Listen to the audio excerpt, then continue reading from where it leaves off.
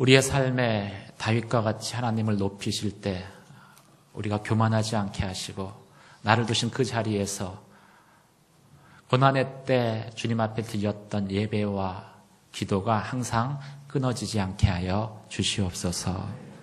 오늘 말씀하여 주시고 그 말씀이 이 교회 가운데 주시는 주님의 음성 되게 하여 주시옵소서. 감사드리며 예수님 이름으로 기도드립니다. 아멘. 잠깐 부연 설명을 드리면 오늘 1대1 동반자 암송자 같이 이제 암송하고 그런 다음에 머그컵 받으시기로 돼 있잖아요. 근데 천재지변이 생겼습니다. 택배 회사에서 보냈는데 어디로 사라져 버렸어요. 그래서 한 주 연기됐으니까 혹시 머리로만 외우신 분들은요, 한 주 시간이 있습니다. 마음으로까지 주의 말씀을 외우시고 다음 주에 꼭 머그컵 받아가시기를 바랍니다. 아멘. 승리라는 이름의 병에 대해서 혹시 들어보셨는지요? 1942년 이 미드웨이 해전에서 이 절대적으로 열세에 있었던 미군에게 어처구니 없는 그런 패배를 당해서 항공모함 4대를 잃어버리고 참패한 영국 해군 제독이 한 말입니다. 우리는 승리라는 이름의 병 때문에 패전하게 되었다.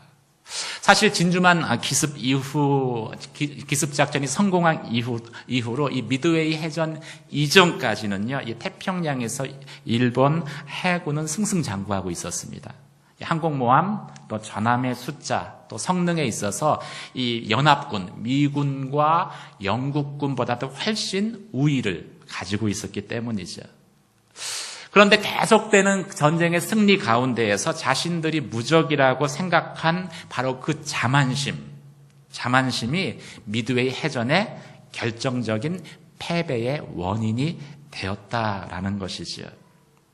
승리라는 것이 어떻게 질병이 되어서 우리 가운데 다가옵니까? 그것은 이 승리가 가져다주는 성공에 너무 도취된 나머지 자신을 성공하게끔 했었던 그 노력을 그치는 그 순간부터 그 승리라는 질병은 우리의 영혼을, 우리의 마음을 물들게 만들어 버리는 것이죠. 천신만고 끝에 왕의 자리에 다윗이 올랐습니다. 사방으로 둘러싼 무서운 적들과 전쟁을 계속하면서 연전연승을 해가던 다윗. 그래서 이 통일 이스라엘이 세워지고 20년 동안 다윗의 영광이 계속되어집니다. 다윗의 명성이 점점 높아만 가죠. 하지만 이 위대한 하나님의 사람 다윗에게도 이 승리라는 질병은 여지없이 찾아와서 다윗의 영혼을 감염시켜버립니다. 그리고 다윗은 추락하기 시작하는 것이죠. 만약 하나님께서 이 가라앉고 있는 다윗, 침몰하고 있는 다윗을 끄집어내시지 않았다면, 건져내지 않았다면 다윗은 영원히 가라앉아서 떠오르지 못했을 것입니다. 오늘 본문은 저희에게 그것을 말씀하고 있습니다.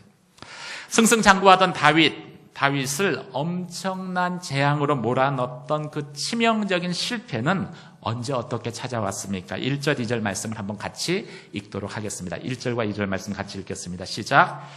그 다음에 봄에 왕들이 출전할 때가 되자 다윗은 요압과 그 부하들과 이스라엘 온 군대를 내려보냈습니다. 그들은 암몬 자손을 치고 랍바를 포위했습니다. 그러나 다윗은 예루살렘에 남아 있었습니다. 어느 날 저녁에 다윗은 침대에서 일어나 왕궁 옥상을 거닐고 있었습니다. 그는 거기서 한 여인이 목욕하는 것을 보았는데 그 여인이 너무나 아름다웠습니다. 모든 게 잘 돼 가고 있다라고 생각하는 그 순간 실패가 찾아오고요. 죄의 유혹이 시작됩니다. 나는 넘어가지 않을 거야. 내가 스스로 강하다라고 확신하는 그 순간 마치 가랑비가 몸에 젖는 것처럼 유혹은 은밀하게 우리의 영혼을 오염시키게 되는 것이죠. 다윗은 연전연승을 하고 있었습니다. 성공이 가져다준 이 자기 도취와 안일함이 다윗의 영혼을 서서히 나태하게 만들어버립니다. 1절과 2절 말씀을 보면은요, 다윗이 어떻게, 언제 넘어지게 됐는지에 대해서 아주 자세히 저희에게 말씀하고 있습니다. 다윗의 실패가 어떻게 찾아왔습니까? 1절을 보면은요, 전쟁터에 다윗이 출전하지 않은 채 요압과 그 신복들만 보냈을 때 다윗의 삶에 그 돌이킬 수 없는 실패가 다시 찾아왔다라고 말씀하고 있습니다. 다윗은 이스라엘의 왕으로 있어야 할 자리에 있지 않았던 것이지요. 그 당시의 전쟁은요, 왕이 반드시 출정하게 되어 있었습니다. 그리고 자신들의 군인들과 함께 그 가장 선두에 서서 전쟁을 지휘하는 것이 일반적인 상식이었죠. 물론 다윗이 대신 내보낸 요압은 전쟁의 전문가입니다. 수많은 전쟁에서 승리한 명장입니다. 그래서 다윗이 안심했어요. 전쟁의 전문가 요압을 보내고 자신은 남아있을 수 있다라는 그러한 생각을 하게 된 것이죠. 물론 전세도 다윗군에게 유리했을 것입니다. 근데 그래서 자신이 나아가야 할 자리, 그 자리에 머물지 않는 그 순간 다윗은 자신도 모르는 사이에 하나님을 의지하기보다는 사람을 의지하는 엄청난 실수를 저지르게 된 것이죠. 우리가 신앙생활을 하면서 또 많은 크고 작은 문제들 가운데 이 전문가의 조언을 받을 때가 있습니다. 상담가의 조언을 받고, 비즈니스 하는 분은 투자 전문가의 상담을 받고, 그런 도움을 받는 것은 어떻게 보면 지혜로운 것입니다. 그런데 어느 순간 그 전문가의 조언을 너무 믿다 보면, 신뢰하다 보면은요, 마땅히 우리가 붙들어야 될 하나님을 잊어버리게 된다라는 것이죠. 하나님은 없고 전문가가 내게 알려준 그 인포메이션, 정보만 내 머릿속에 가득하게 되는 것이죠. 물론 그 조언을 따라서 한두 번 성공할 수는 있습니다. 하지만 하나님 없이 우리의 삶에 찾아온 성공은요, 한두 번은 그냥 지나갈 수 있지만 마치 잘못 꿰매진 단추처럼 반드시 어느 순간 낭패보는, 오늘 다윗이 저지른 죄와 같은 엄청난 실패를 경험하게 된다라는 것이죠.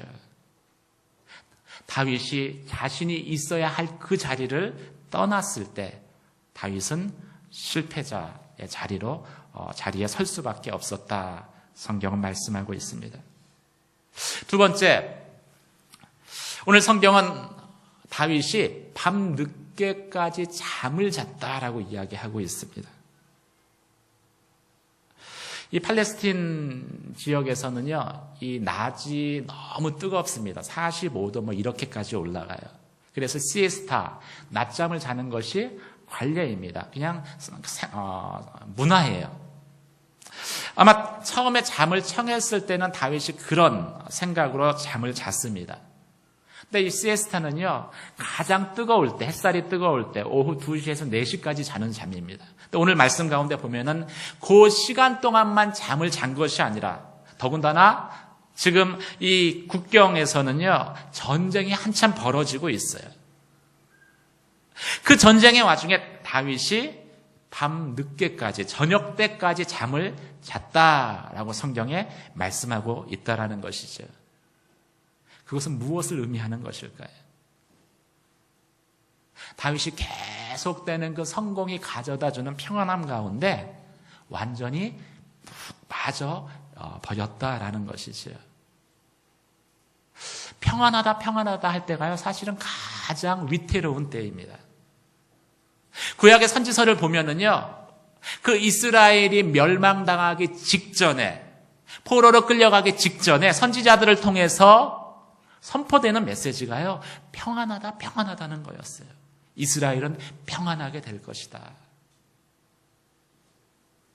평안함이 가져다 주는 그 안일함이 다윗의 영혼을 나태하게 만들어 버린 것이지요. 그리고 다윗이 나태함 가운데 넘어가게 됐을 때 어쩌면 다윗의 오늘 밧세바의 사건은 실패는 예견된 것이다. 성경은 그렇게 말씀하고 있습니다. 사랑하는 성도 여러분, 하나님이 여러분의 그 믿음을 통해서 여러분의 삶 가운데 평안함을 가져다 주고 또 여러분의 삶 가운데 성공을 가져다 줄 때 더욱더 그 평안함과 성공을 하나님이 내게 주시기까지 있었던 머물렀던 그 자리를 떠나지 않는 저와 여러분 되시기를 주님의 이름으로 축원합니다. 한두 번 성공하는 사람은 많아요. 하지만 계속되는 성공을 유지하는 사람은 많지 않습니다.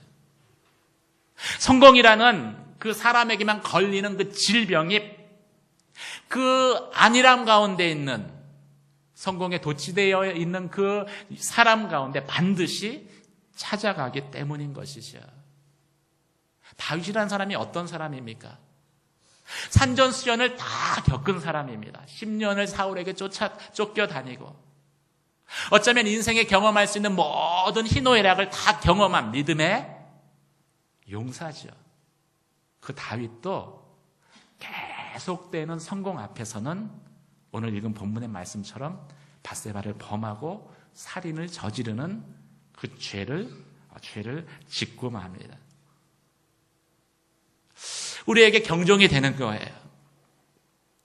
항상 기억해야 될 것은 무엇입니까? 이 정상에는요, 이 산꼭대기에는 바람이 훨씬 더 세차게 분다는 거예요.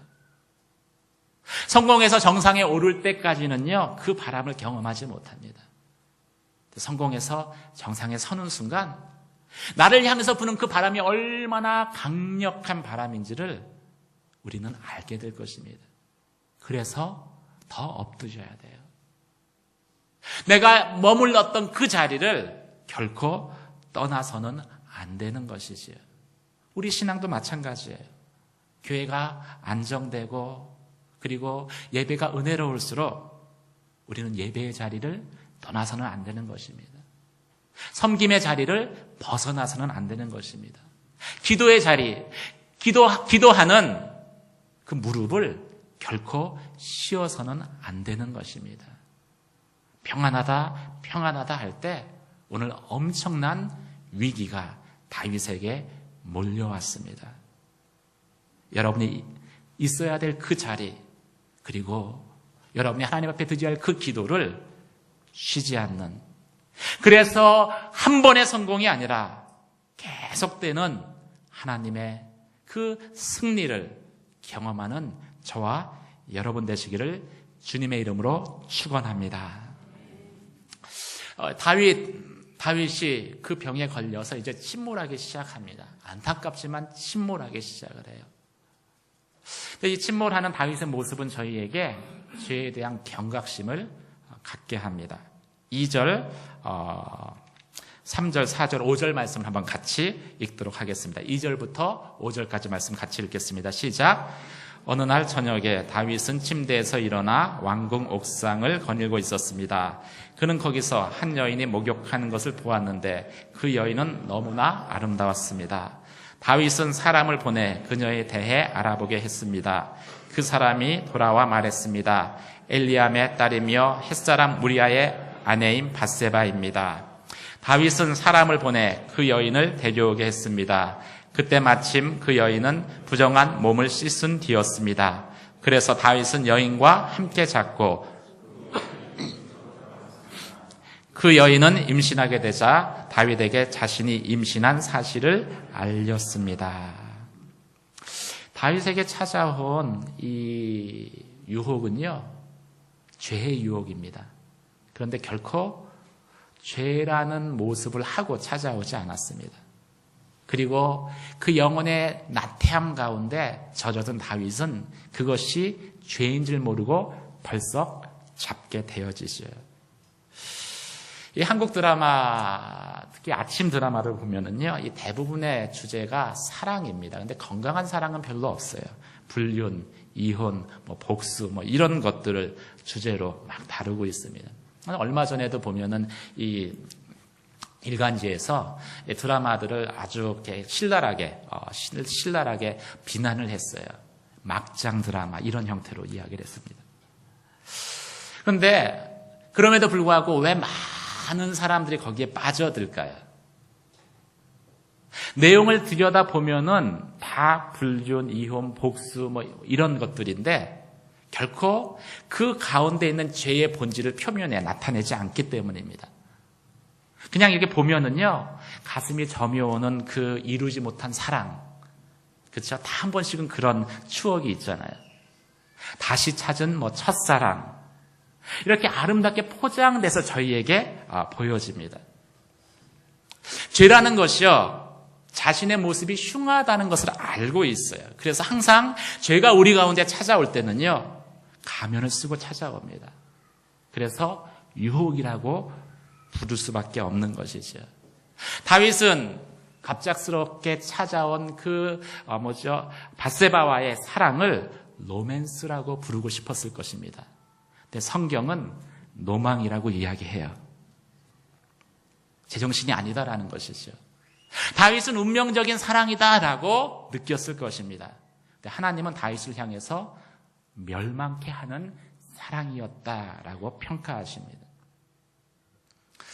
우리의 영혼이 깨어있지 않으면은요, 근데 나 자신도 모르는 사이에 그 유혹 가운데 넘어가 버린다라는 거예요. 그리고 유혹에 넘어가는 그 순간부터, 죄를 허용하는 그 순간부터 우리의 영혼은 서서히 침몰하게 된다라는 것이죠. 다윗이 어떻게 침몰하고 있습니까? 그 과정을 성경은 자세히 말씀하고 있습니다. 첫 번째는요, 유심히 보는 것이에요. 다윗이 밧세바를 유심히 살펴봤다라고 말씀하고 있습니다. 여러분, 읽은 성경 본문의 말씀 2절 말씀을 한번 같이 읽도록 하겠습니다. 2절 말씀 시작. 어느 날 저녁에 다윗은 침대에서 일어나 왕궁 옥상을 거닐고 있었습니다. 그는 거기서 한 여인이 목욕하는 것을 보았는데 그 여인이 너무나 아름다웠습니다. 어떤 분은 그렇게 얘기해요. 이제 뭐 사람마다 보는 관점이 틀린데 밧세바가 그 시간에 밖에서 목욕한 게 잘못이지 않느냐. 옷 벗고 목욕하는데 거기에 넘어가지 않을 남자가 어디 있느냐. 뭐 이렇게 이야기를 합니다. 그런데 성경을 자세히 보면은요, 여인이 목욕하고 있으면, 그렇죠? 아내가 아닌 여인이 목욕하고 있으면 고개를 돌려야죠. 그렇죠? 저만 돌리나요? 그렇게 나하고는 전혀 관계없는 것처럼 돌려야죠. 그게 정상적인 거죠. 근데 오늘 보면은요, 이 밧세바가 아름답다라고 느껴질 때까지 다윗의 시선이 목욕하는 그 여인에게 향해 있었다라고 성경은 말씀하고 있습니다. 마음이 빼앗긴 거예요. 이 눈이라는 것은요, 눈이라는 것은 항상 마음과 핫라인으로 연결되어져 있습니다. 보는 것과 마음은 같이 가요. 창세기에 보면은 선악과를 따먹지 말라라고 했는데 그 사단의 그 유혹을 받은 다음에 아담이 선악과를 보니까 뭐라고 그랬어요? 보암직도 하고 먹음직도 하다 그랬습니다. 눈에 보기에 좋은 것은요, 마음에도 좋게끔 여겨지게 되어져 있어요. 우리가 그렇게 지음받은 것이죠. 그런데 다윗이 그 밧세바를 뚫어지게 쳐다봤다는 거예요. 아, 저 여인 아름답구나. 어떤 여인이냐. 그런 마음이 들 때까지 봤어요. 그때 다윗의 마음 가운데 죄가 들어올 틈이 벌어진 것이죠. 우리가 이 보는 것을 막지 않으면은요, 우리의 마음이 죄 가운데 떨어지는 것을 막을 수 없습니다.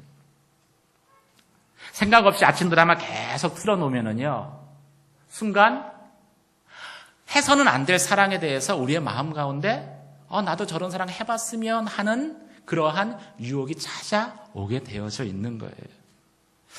사랑하는 성도 여러분, 보지 않는 TV 그냥 드라마 틀지 마시고요. CGN 틀어놓게 되기를 주의 이름으로 축원합니다.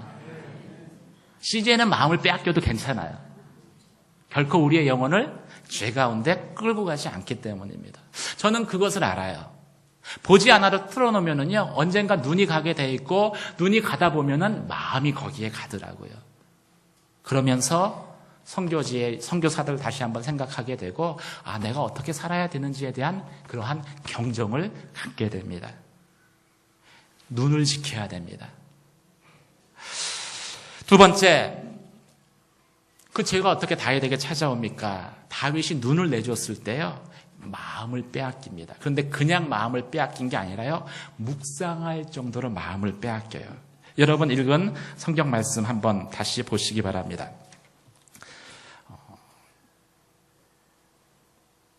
3절 말씀 한번 같이 읽겠습니다. 3절 시작. 다윗은 사람을 보내 그녀에 대해 알아보게 했습니다. 그 사람이 돌아와 말했습니다. 엘리압의 딸이며 햇사람 우리아의 아내인 밧세바입니다. 4절 읽겠습니다. 시작. 다윗은 그 사람을 보내 그 여인을 데려오게 했습니다. 그때 마침 그 여인은 부정한 몸을 씻은 뒤였습니다. 그래서 다윗은 여인과 함께 잤고 그 후 여인은 집으로 돌아갔습니다. 그 여인을 보고서 이제 자신의 방으로 돌아왔어요. 돌아온 다음에는 잊어버려야죠. 그런데 이미 뚫어지게 보는 순간 마음을 빼앗겼어요. 한번 마음을 빼앗길 수 있습니다. 이렇게 금발의 아름다운 여인이 휙 지나가면은 남자들은 반사적으로 고개가 살짝 돌아가잖아요. 역시 제 얘기인가요? 순간 마음을 빼앗길 수 있어요. 하지만 그 빼앗긴 마음을 다시 되찾아와야 됩니다. 그래야지 가정이 지켜지는 거예요. 다윗이 돌아와가지고서 그 빼앗긴 마음을 되찾아와야 되는데 계속 그 여인을 묵상을 하는 거예요. 그 여인이 누굴까? 사람이 듣기만 하는 것은 10% 정도만 기억합니다. 시간 지나면 다 잊어버려요. 보는 것은 70% 정도가 기억됩니다. 역시 시간 지나면 다 잊어버립니다. 그런데 기억하고 본 것을요, 그런데 보고서 들은 것을 묵상을 하면은요, 그게 100% 다시 마음속에서 리바이벌이 됩니다. 그래서 하나님이 말씀을 묵상하라고 한 거예요.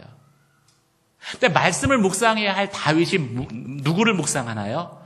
밧세바를 묵상하는 것이죠. 그때부터 다윗의 범죄는요, 피전적인 사건이 되어진 거예요. 밧세바에 벗었던 목욕하는 모습을 묵상을 하기 시작을 합니다. 여러분 큐티 해보셨으니까 알죠? 묵상한다면 반드시 뭐 하죠? 적용합니다. 다윗이 이제 적용하죠. 그 적용이 구체적으로 뭐예요? 사람을 보내서 그 여인에 대해서 알아보게 하는 것입니다. 그리고 그 여인을 자신의 궁으로 불러들이는 것이죠. 죄를 자신의 영역 안으로 데리고 오면은요, 그때부터는 죄가 스스로 활동하기 시작합니다. 근데 사람들은 알지 못해요. 내가 죄를 통제할 수 있다라고 생각합니다. 근데 죄는요, 들어오면은요, 내 안에 들어오면 그때부터 통제되지 않아요. 오토매틱으로 자신의 영역을 확장시켜 나가죠. 그것이 다윗의 또 사건 가운데 잘 나타나 있습니다. 4절 말씀을 한번 같이 읽겠습니다. 시작. 다윗은 사람을 보내 그 여인을 데려오게 했습니다. 그때 마침 그 여인은 부정한 몸을 씻은 뒤였습니다. 그래서 다윗은 그 여인과 함께 잤고 그 후 여인은 집으로 돌아갔습니다. 5절 말씀 읽겠습니다. 그 여인은 임신하게 되자 다윗에게 자신이 임신한 사건을 알렸습니다. 이 죄의 행진이 시작되어지는 거예요. 이 밧세바를 왕의 그 힘을 가지고 권력을 가지고 자신의 그 궁 안으로 데려온 것이죠. 다윗이 한 것은 데려온 것까지였는지 모릅니다. 그런데 데려오자 어떻게 돼요? 밧세바와 동침하게 돼요. 동침하자 어떻게 하게 돼요? 밧세바가 임신하게 됩니다. 다윗은 이렇게 항변할 수 있어요. 제가 저지른 죄는 밧세바를 데려온 것밖에 없습니다. 그 다음부터는 나도 어떻게 되는지 몰라요. 그런데 성경이 계속해서 저희에게 강조하는 것은 무엇입니까? 다윗이 밧세바를 불러왔다라는 것이죠. 그 짧은 구절에 2번이나 성경에 기록되어 있습니다. 다윗이 밧세바를 데리고 왔다. 비록 다윗은 순간의 감정이었고 충동이었다. 그리고 임신한 것은 전혀 의도하지 않았던 거였다라고 핑계대는지 모르지만 데려온 그 자체, 의도적으로 밧세바를 데려온 그 자체가 다윗이 그 책임으로부터 피할 수 없다라는 것을 저희 가운데 증거하는 것이죠. 제가 내 안에 들어오면은요, 내 바운더리 안에 들어오면은 그때부터 마음대로 활개칩니다. 밧세바가 임신을 하죠. 그런데 그 당시에 율법에 의하면 임신한 사람은 그 간음에 의해서 임신하게 되면은요, 돌팔매질을 해서 죽이게끔 되어져 있습니다. 밧세바의 임신 사실, 여자가 임신하면 배가 부르잖아요. 그건 감출 수 있는 게 아니에요. 시간이 지나면 반드시 그 문제가 드러날 것이고, 그러면은 다윗이 임신시킨 게 나타날 거예요. 다윗이 임신시킨 게 다 백일하에 드러날 것입니다. 그때부터 다윗이 고민하기 시작을 하는 거예요. 그래서 어디까지 치닫게 됩니까? 이 밧세바의 남편인 우리아를 교활한 방법으로 죽이는 살인죄까지 생각하게 만든 것이죠. 죄라는 게 그런 거예요. 죄는요, 결코 자신의 마지막을 우리 가운데 이야기하며 다가오지 않습니다. 항상 그 착각 가운데 유혹의 형태로 저희 가운데 좋은 모습으로 찾아와요. 근데 죄의 싹은 사망이라 그랬잖아요. 결코 우리가 죽는 것까지 이야기하지 않아요. 그런데 죄라는 것은요, 결코 포기하지 않습니다. 일단 우리 안에 들어오면은요, 내 영혼이 완전히 파멸될 때까지 우리를 마음껏 노약하는 게 죄의 속성이에요. 내가 이 죄를 이번 한 번만 짓고 다음부터는 이번 한 번만 어쩔 수 없으니까 내가 그냥 허용하고 다음부터는 이 죄 짓지 않겠다. 여러분, 죄를 몰라서 하는 이야기예요. 일단 내 안에 들어오면은요, 그 다음부터는 통제되지 않는 것입니다. 그래서 성경은 뭐라고 이야기합니까? 죄인의 길에 들어서지도 말라라고 이야기한 것이죠. 우리가 다스릴 수 있는 게 아니다라는 거예요. 들어서는 그 순간부터 우리의 영혼이 파멸될 때까지 죄는 우리를 마음껏 도약질할 것입니다. 도둑질할 거예요. 사랑하는 성도 여러분, 여러분의 마음에, 여러분의 삶 가운데 그 유혹의 형태로 찾아오는 죄에 대해서 처음부터 단호하게 거부할 수 있는, 거절할 수 있는 그러한 영적인 안테나가 참으로 세워지게 되길 주님의 이름으로 축원합니다. 일단 들어오면은요, 그 다음엔 제어할 수가 없어요. 그때부터 다윗은 서서히 침몰하기 시작하죠. 그냥 한 여인의 아름다움을 감상하는 것부터 시작을 했어요. 근데 그 여인을 궁으로 불러들이게 되고, 불러들이니까 잠자리를 같이 하게 되고, 그런데 덜컥 임신을 해버리니까 그것을 감추기 위해서 우리아를 죽이는 살인죄까지 저지르게 됩니다. 다윗의 영혼이 계속 추락하고 있는 거예요. 여러분, 이 추락하는 다윗의 모습과 하나님 앞에서 참으로 깨어있을 때 다윗의 모습을 한번 생각을 해보세요. 사울의 옷자락을 자르고 나서 그 마음에 찔려서, 양심에 찔려서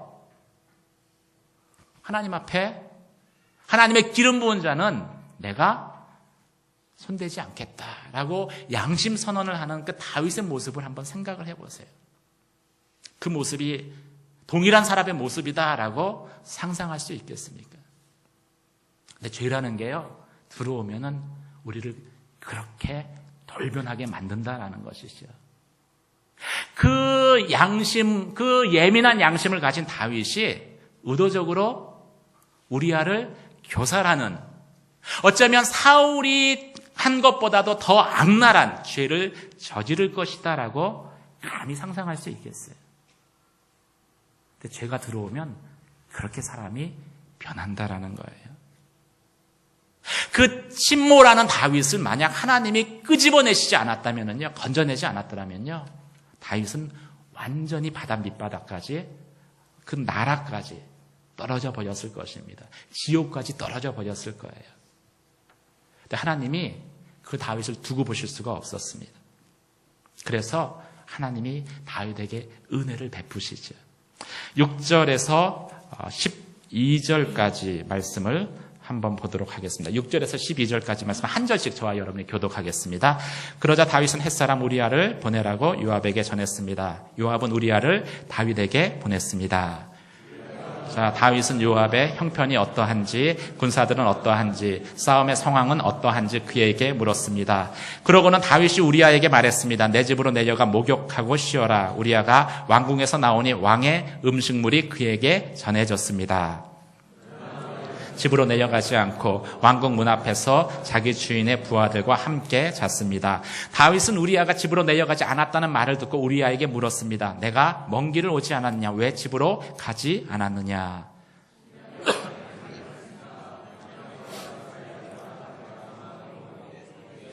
요압과 내 주의 군사들은 들판에 진을 치고 있습니다. 그런데 제가 어떻게 혼자 집으로 가서 먹고 마시고 아내와 함께 누울 수 있겠습니까? 왕의 생명을 걸고 맹세하는데 저는 결코 그럴 수 없습니다. 12절 같이 읽겠습니다. 그러자 다윗이 그에게 말했습니다. 여기 하루 더 머물러 있어라. 내가 너를 우리아도 그날과 다음 날도 예루살렘에 머물렀습니다. 다윗이 속이 탑니다. 속이 타요. 자신이 밧세바를 임신시킨 사실을 감춰야만 하는데 이게 뜻대로 되지 않아요. 그런데 이 뜻대로 되지 않는데 하나님의 은혜가 있습니다. 여러분은 내 뜻대로 다 되면 은혜라고 생각을 하죠. 그런데 은혜는요, 내 뜻대로 안 되는 것도 은혜예요. 한번 옆에 분에게 이렇게 말씀하시죠. 내 뜻대로 안 돼도 은혜입니다. 또 한 번 이렇게 얘기하죠. 재수 없는 사람 뒤로 넘어져도 코가 깨진다 그러죠. 뒤로 넘어져도 코 깨지는 게 은혜입니다. 이렇게 한번 얘기해 보세요. 제가 말씀을 드릴게요. 설명을 해드리죠. 이 뒤로 넘어져도 재수 없는 사람은 코가 깨진다는 게 다윗의 경우입니다. 한 번 잠자리 같이 했는데 덜컥 밧세바가 뭐 해요? 임신합니다. 저는 이제 목사니까 신방 자주 가요. 7년을 살았는데도 임신 못하는 부부들이 많이 있습니다. 다윗은 근데 한 번이었어요. 딱 한 번. 다윗의 입장에서는 얼마나 억울해요.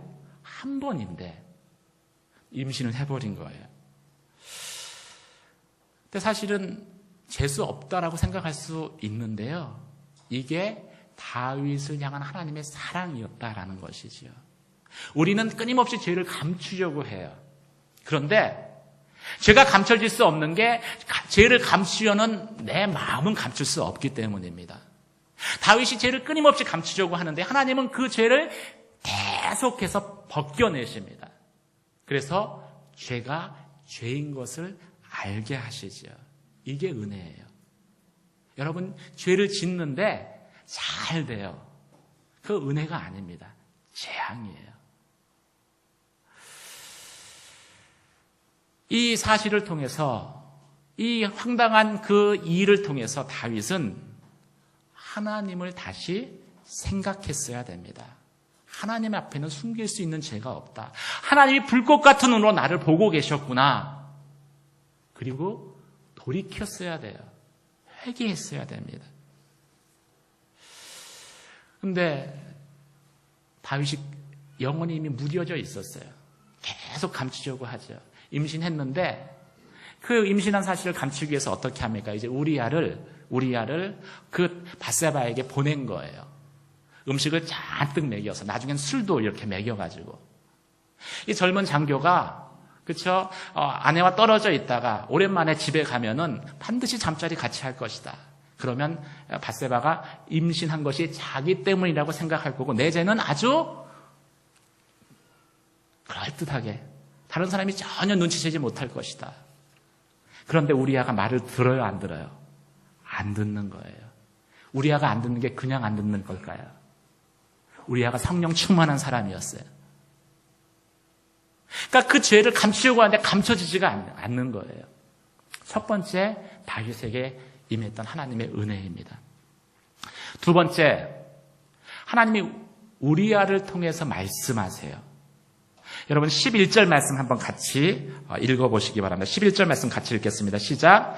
우리아가 다윗에게 말했습니다. 언약궤와 이스라엘과 유다가 장막에 있고 내 상관이신 요압과 내 주의 군사들은 들판에서 진을 치고 있습니다. 그런데 제가 어떻게 혼자 집으로 가서 먹고 마시며 아내와 함께 누울 수 있겠습니까? 왕의 생명을 걸고 맹세하는데 저는 결코 그럴 수 없습니다. 이 우리아가 누구 앞에서 한 말이에요?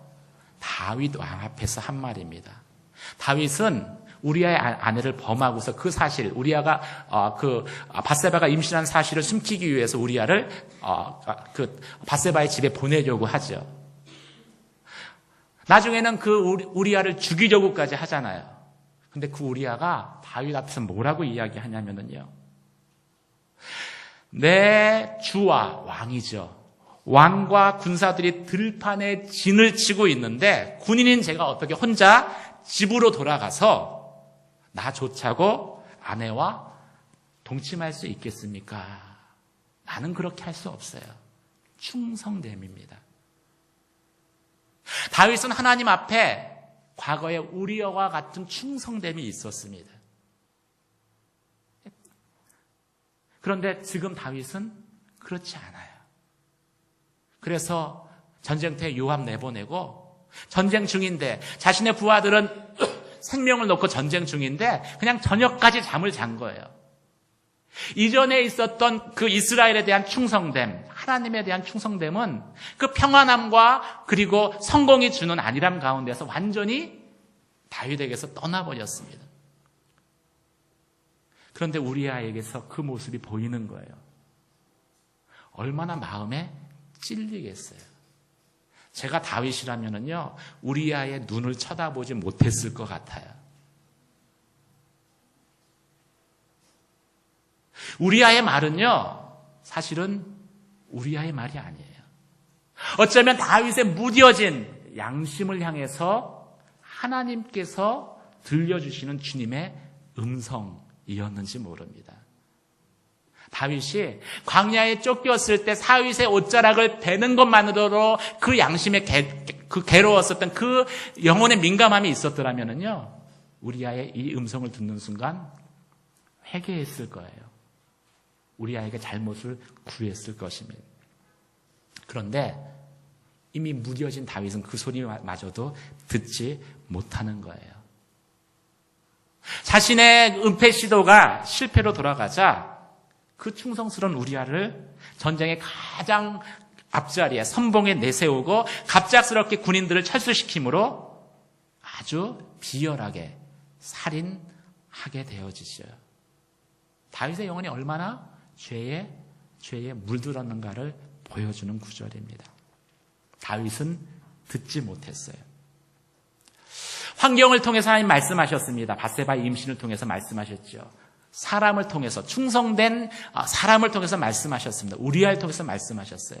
그런데도 듣지 못하자 이번에 하나님이 직접 자신의 선지자를 통해서 말씀하십니다. 하나님이 마지막으로 우리에게 말씀하시는 것은 자신이 직접 말씀하시는 거예요. 사무엘하 12장 7절, 8절, 9절 말씀인데 한번 자막 띄워주실 수 있으면 좀 띄워주시죠. 나단 선지자를 통해서 그 다윗의 그 파렴치한 범죄 행위를 하나님이 비유로 말씀하는데요. 다윗이 얼마나 무뎌져 있냐면 그 비유가 자신을 이야기하는 건지조차도 깨닫지 못합니다. 급기야 그렇게 되니까 하나님이 나단 선지자를 통해서 직접 다윗의 죄를 지목하시지요. 사무엘하 12장 7절, 8절, 9절 말씀인데요.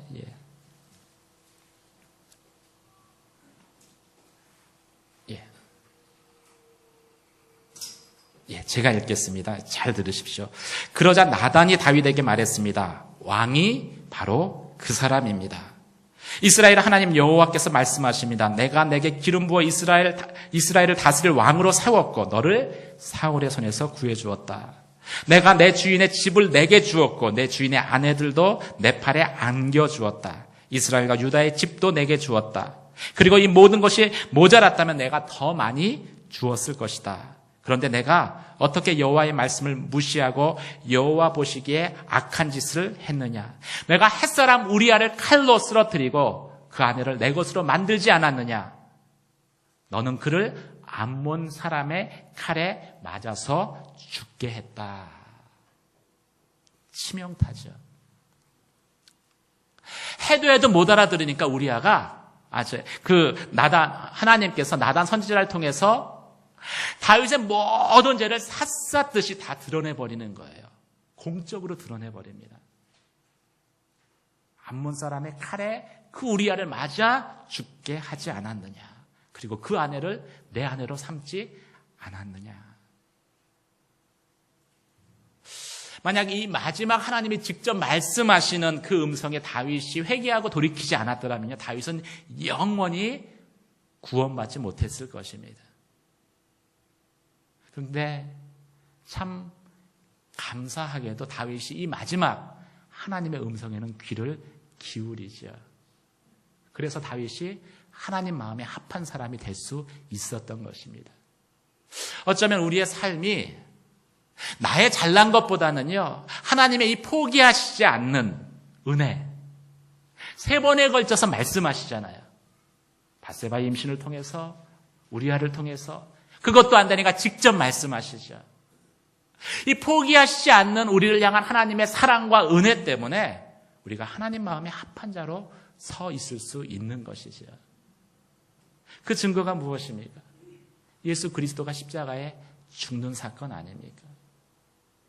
아무리 얘기해도 이스라엘이 하나님의 음성을 듣지를 않아요. 그리고 자신의 죄를 회개하지 않습니다.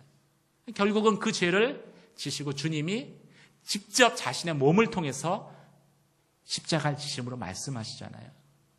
예수님 마지막 하신 기도를 기억하시죠? 주님, 저들의 죄를 용서하십시오. 저들이 무엇을 하는지조차 알지 못합니다. 어쩌면 주님이 마지막 기도했었던 죄를 지으면서도 그 죄조차 알지 못하고 듣지 못하는 그 대상이 바로 저와 여러분의 모습은 아니겠습니까? 우리의 영혼이 무뎌지면은요, 주님이 직접 말씀하실 때까지 우리가 듣지 못한다라는 거예요. 다윗의 죄는요, 결코 부족해서 지은 죄가 아니었습니다. 다윗이 여러 아내들을 이미 거느리고 있었어요. 다윗의 죄는 순간적인 유혹에 넘어가서 지은 죄가 아니었습니다. 계속되는 승리와 또 그것이 가져다주는 그 평안함 가운데 다윗이 영원히 있어야 할 그 자리를 벗어나는 순간, 그리고 하나님 앞에 기도하기를, 예배하기를 멈춰서는 그 순간, 그 영혼의 누수가 일어나는 그 순간, 어쩌면 마치 헐겨워진 나사처럼 다윗은 느끼지 못했지만은 어느 순간에 자신이 앉는 그 의자가 무너져 버리는, 그것은 이미 예견된 그러한 사건이었습니다. 오늘 성경은 저희 가운데에서 다윗의 이 실패를 통해서 무엇을 말씀하고 있습니까? 우리가 깨어 있어야 된다는 거예요. 하나님이 내게 평안함을 주고 하나님 나에게 성공을 주었지만은 그 성공과 평안함 때문에 내가 안일함 가운데, 영혼의 안일함 가운데 있어서는 안 된다라는 것이죠. 내가 갔었던 그 자리에 계속해서 있어야 된다라고 이야기합니다. 예배의 자리, 기도의 자리, 감사의 자리, 섬김의 자리. 그리고 내가 드렸던 그 기도를 계속해서 쉬지 않고 드려야 된다고 말씀합니다. 그럴 때 하나님이 우리를 한 번이 아니라 우리의 인생 가운데 계속되는 은혜와 축복을 부어주시는 것이죠. 만약 하나님이 다윗을 마지막 순간 붙들지 않았더라면요, 다윗은 영원한 실패자로 인생을 마감했을 것입니다. 저와 여러분 가운데 나의 성공, 또 그 성공이 가져다 준 나의 능력을 의지하기보다는요, 그 모든 것들을 허락하신 그리고 내가 실패할 때조차도 포기하지 않으시고 다시 나를 일으켜 세우시는 그런 하나님의 포기하지 않는 사랑과 은혜를 항상 구하는, 그래서 내가 있어야 할 그 자리를 결코 벗어나지 않는 그러한 저와 여러분이 되시기를 주님의 이름으로 축원합니다. 어떤 사람이 넘어지지 않습니까? 있어야 할 자리를 떠나지 않는 사람입니다. 기도해야 할 그 기도의 시간을 잊어버리지 않는 사람입니다. 항상 하나님의 은혜로 살아가는 자신의 실존에 대해서 고백하는 사람입니다. 그런 저와 여러분 되시기를 주님의 이름으로 축원합니다. 기도하겠습니다. 오늘 말씀을 생각하며 같이 한번 기도하며 나가도록 하겠습니다.